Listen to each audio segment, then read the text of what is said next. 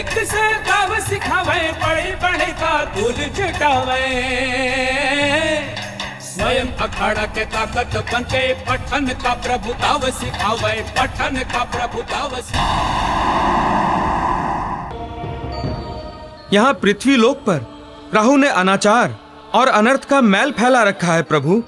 धन्य है माता अंजना एवं आपके पिता केसरी, जिन्होंने न केवल राहु द्वारा उत्पन्न इस संकट रूपी आग को धैर्य पूर्वक सहन किया है, अपितु जिस प्रकार आग में तपकर स्वर्ण कुंदन बनता है, ठीक उसी प्रकार राहु द्वारा उत्पन्न इस संकट रूपी आग में तपकर वे और भी बलवती होकर खड़े हुए हैं प्रभु।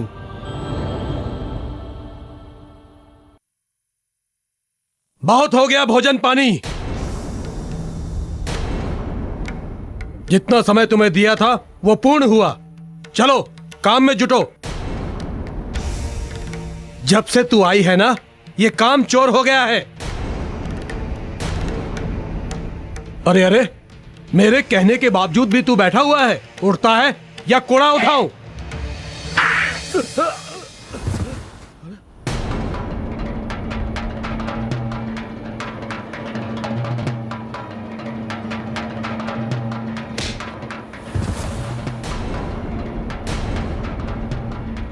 क्यों रे, अंधा हो गया? देख नहीं रहा कि अभी भोजन कर रहा है? अरे ये दास है तो क्या तू काम के लिए इसका भोजन पानी बंद करेगा? हाँ? मत भूल कि ये भी मानव है।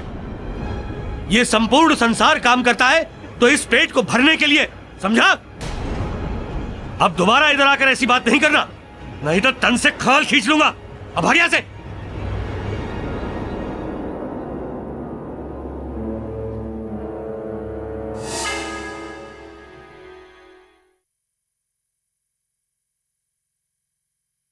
दास, तुम बहुत भाग्यशाली हो कि तुम्हें ऐसी पत्नी मिली है। इसे देखता हूं ना कोलू खींचते हुए तो बहुत दुख होता है, अच्छा नहीं लगता। अच्छा तो मुझे भी नहीं लगता, परंतु इसके अतिरिक्त मेरे पास दूसरा विकल्प नहीं है।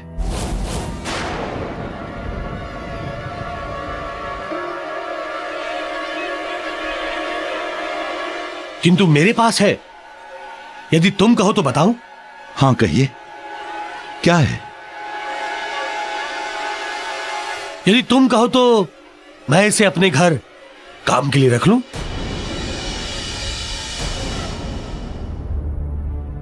देखो तुम दोनों भले हो इसलिए कहा, अन्यथा मैं किसी को अपनी चौखट भी ना चढ़ने दूं।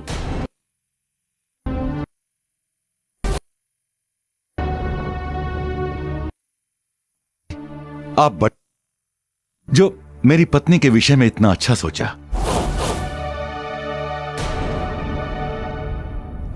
मैं नहीं स्वामी,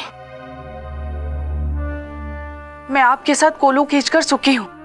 मुझे यहां से नहीं अंजना, तुमने मेरे कारण मेरे लिए बहुत दुख सहे हैं, बहुत संताप झेले हैं। तुम्हें कोई दुख नहीं सहने दूंगा। आज से तुम कोल्हू नहीं खींचोगी, श्रेष्ठ जी के घर काम करोगी। और मैं तुम्हें उस काम का पारिश्रमिक भी दूंगा। इतना कहोगी उतना।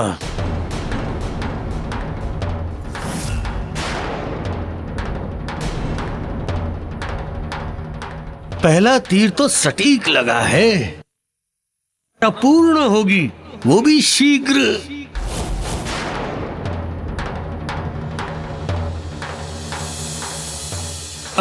देवी, कल से आ जाना काम करने।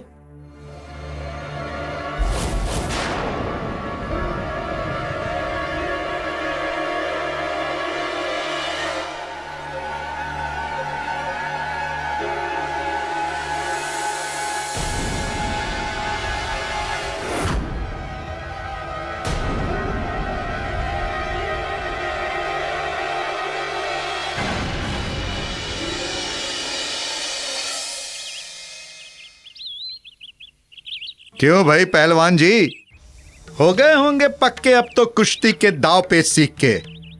तो तनिक हमको भी सिखा दो कुश्ती के 2-4 दाव पेच।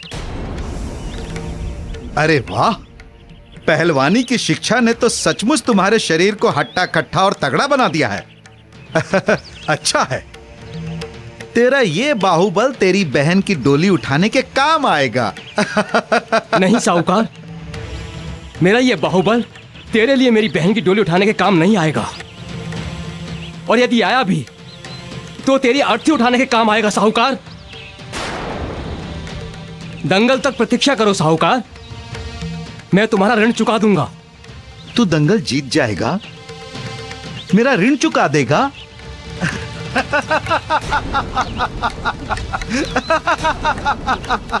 क्यों सपने देख रहा है अंधे? असंभव कभी संभव नहीं होता। तू पराजित होगा। पराजय आएगा, मेरे पावन चरणों पर गिरेगा, गिरकर नाक रगड़ेगा। गिड़गिड़ाएगा, भिक्षा मांगेगा। साहूकार जी, मेरी बहन से ब्याह कर लो साहूकार जी। मुझे नित्य प्रतिदिन के संताप और अपमान से मुक्ति दिला दो साहूकार जी।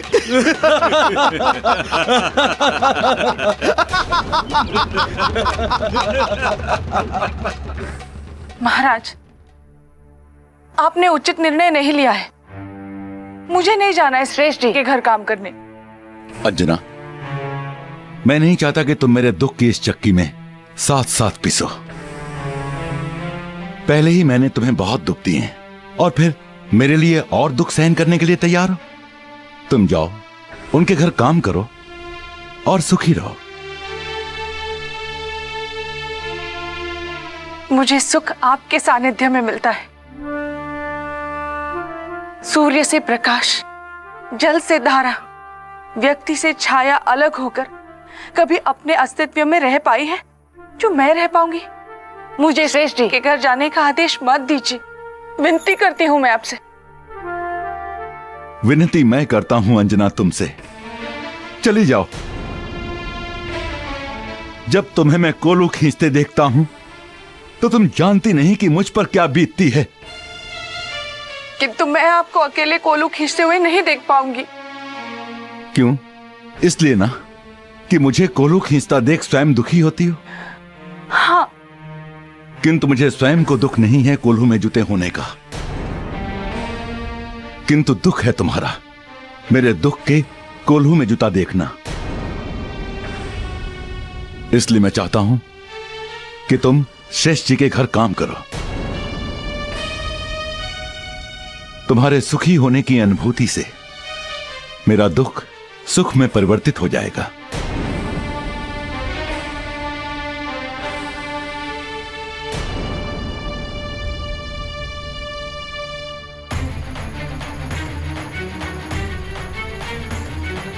जे करे ऊपर राहु के दशा, होकर सत्यानाश करावे।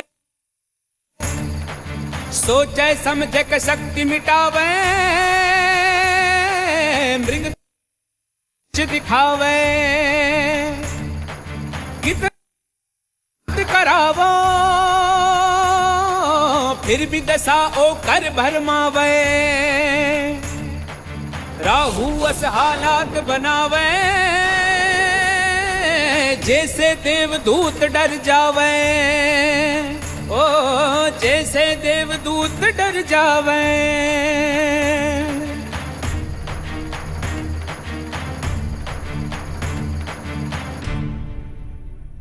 साहूकार, मुझे प्रतीत होता है कि दंगल का श्री गणेश मुझे यही करना होगा। अखाड़े में जब होगा तो होगा। मार डाला रे।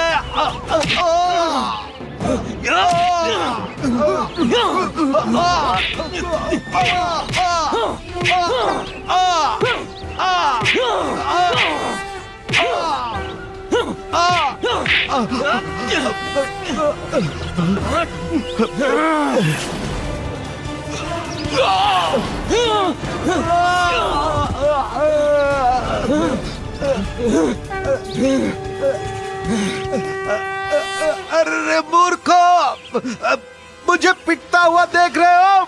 अरे पकड़ के मारो इसे।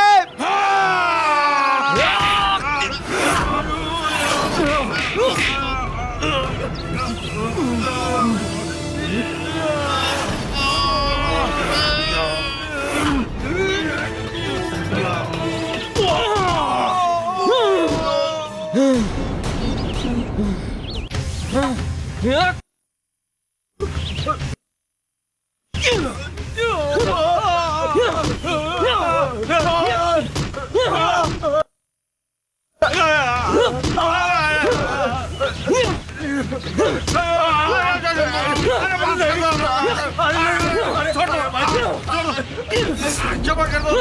अरे बस करो। क्षमा करो, क्षमा करो भाई।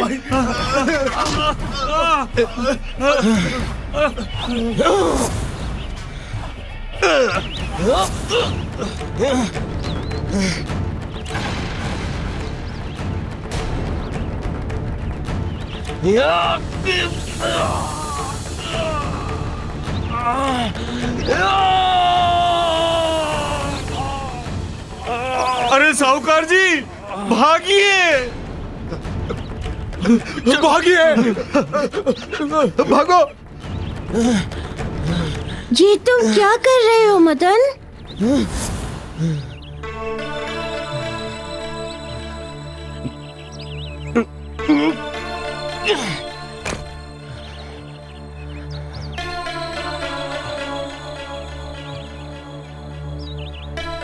कुछ नहीं मित्र, तुम्हारी शिक्षा की परीक्षा दे रहा था। परीक्षा में तुम सफल हुए मदन। अब मैं विश्वास से कह सकता हूँ कि तुम्हारे मन की आंखों की ज्योति जागृत हो चुकी है। सुनो सुनो सुनो, समस्त ग्रामवासियों सुनो, कल से दंगल प्रतियोगिता आरंभ होने जा रही है, जिसमें 5 गांव के सुविख्यात पहलवान पधार रहे हैं। जो विजयी होगा उसे पारितोषिक 25 स्वर्ण मुद्राएं प्रदान की जाएंगी। मित्र, कल का दिन तुम्हारा वास्तविक परीक्षा का दिन है। कल तुम्हें ये सिद्ध करना है कि एक अयोग्य भी इस संसार में योग्य की श्रेणी में खड़ा हो सकता है।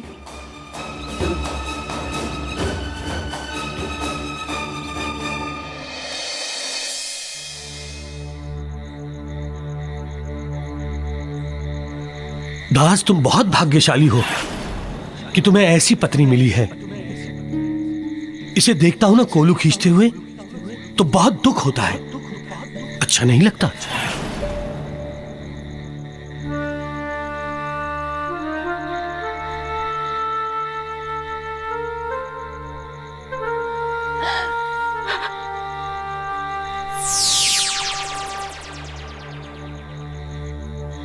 अंजना,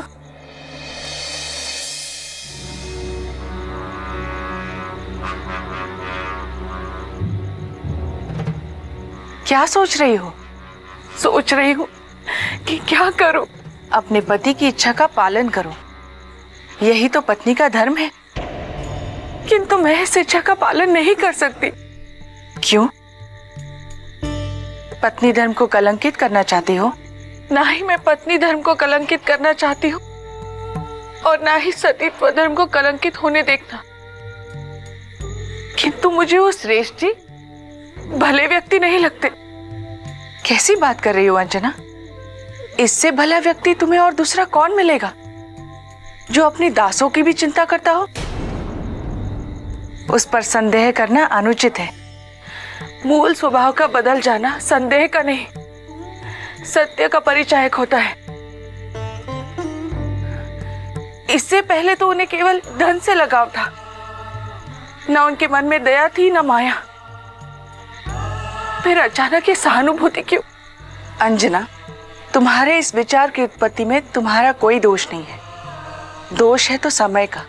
बुरे समय में शुभ चिंतक भी षड्यंत्रकारी लगता है और हितैषी भी वैरी।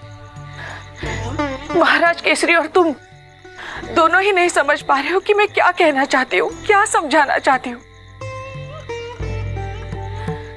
हंस का व्यवहार करने से कौवा हंस नहीं हो जाता।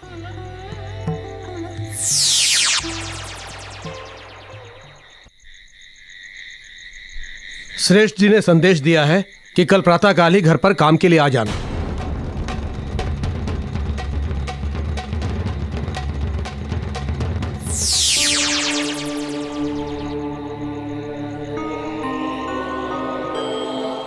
संदेश भी आ गया अंजना। अब तुम क्या करोगी? न तुमने ना कहा है न हाँ। ये मत भूलो, मौनम स्वीकार लक्षण।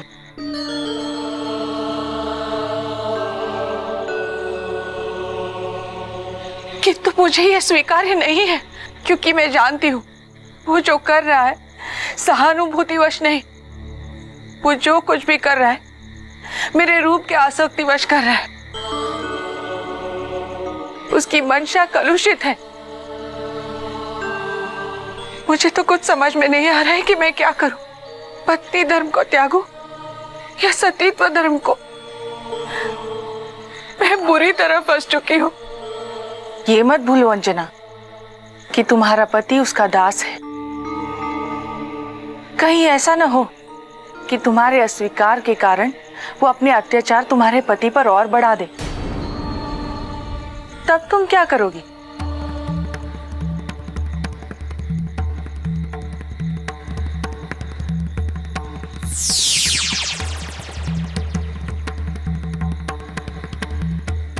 कहीं ऐसा न हो कि तुम्हारे अस्वीकार के कारण वो अपने अत्याचार तुम्हारे पति पर और बढ़ा दे। तब तुम क्या करोगी?